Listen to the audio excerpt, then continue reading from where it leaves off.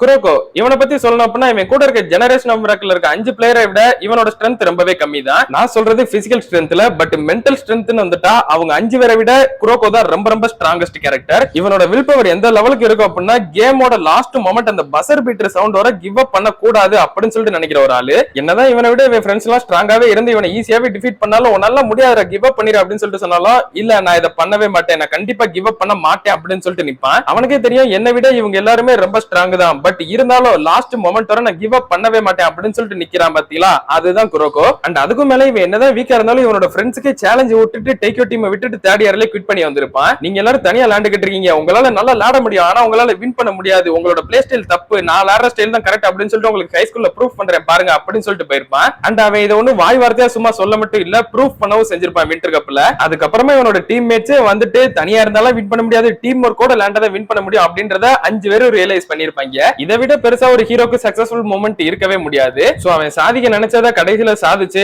நம்ம கண்ணுக்குமே குரோகோ வந்துட்டு ஒரு பெஸ்டான ஹீரோவா இந்த அனிமில தெரியுறான்.